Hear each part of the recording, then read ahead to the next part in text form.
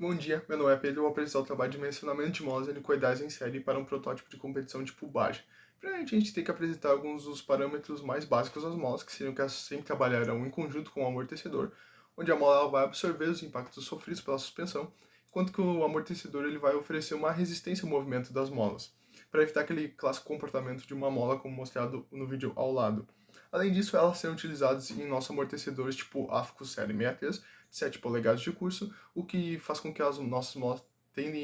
devem ter, no mínimo, 180 milímetros de curso de trabalho. Além disso, falando de algumas características físicas das molas, nós temos os seus diâmetros, assim como o número de espiras ativas, que é basicamente o número de espiras que trabalha na mola, e o comprimento natural dela, que é o comprimento da mola quando nenhuma força está sendo aplicada sobre esta. Falando agora das extremidades, nós temos alguns tipos de extremidade de uma mola, mas para o nosso caso a melhor seria a esquadra esmerilhada, já que essa apresenta extremidades com espiras retas cortadas, o que faz com que essa se assenta melhor em nosso amortecedor, se tornando mais estável.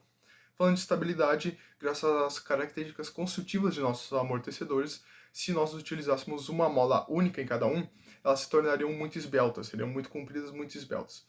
E isso geraria o efeito de flambagem, que é quando a mola ela começa a querer se dobrar sobre esforço. Por isso nós decidimos utilizar molas em série, ou seja, basicamente duas molas, uma em cima da outra, trabalhando em conjunto.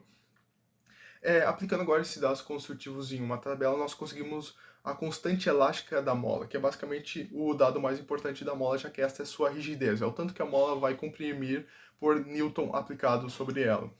Isso é dado além, obviamente, das constantes construtivas das molas, das características construtivas das molas, mas também com o seu material, mais especificamente o módulo de cisalhamento desse.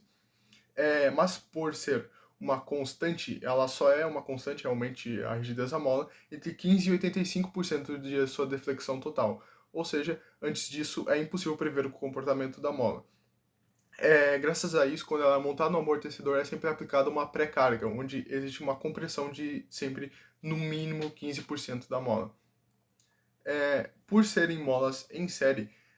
elas apresentam algumas características únicas, como por exemplo de que a constante elástica das duas molas trabalhando juntas é diferente do que quando cada uma trabalhando sozinha. Para o nosso caso, nós temos molas em série onde basicamente as duas trabalharão juntas, possuindo uma constante, mas como uma dessas, a inferior, ela é menor do que a outra, essa logo irá se fechar, fazendo com que a superior trabalhe sozinha, com sua maior constante elástica mais rígida, possuindo assim dois comportamentos distintos diferentes. Passando isso para a nossa tabela de um quarto de veículo, nós temos aqui que, com as molas trabalhando em juntas, série, nós temos uma frequência natural suspensa menor, ou seja, a mola absorve mais os impactos e passa menos essa força ao piloto, sendo mais confortável. Já com uma mola única, mais rígida, nós temos um fator de amortecimento mais criticamente amortecido, o que faz com que a suspensão copie melhor o terreno, sendo melhor para o desempenho do carro. E como a mola só vai se tornar única realmente, o conjunto de molas só vai se tornar único quando sobre uma certa compressão, sobre um certo esforço, e este só será aplicado quando em uma curva, por exemplo, ou passando por um grande obstáculo, onde realmente necessita o comportamento mais dinâmico de performance da suspensão, sendo assim o melhor dos dois mundos. Nós passamos isso também, a plotagem dessa mola, para um software tipo CAI, no nosso caso o Adams CAI, um software para análise dinâmica veicular, pois com ele nós conseguimos botar diferentes parâmetros de mola, mas ligeiramente parecidos e que dariam certo no nosso amortecedor, e compará-los. Assim a gente consegue refinar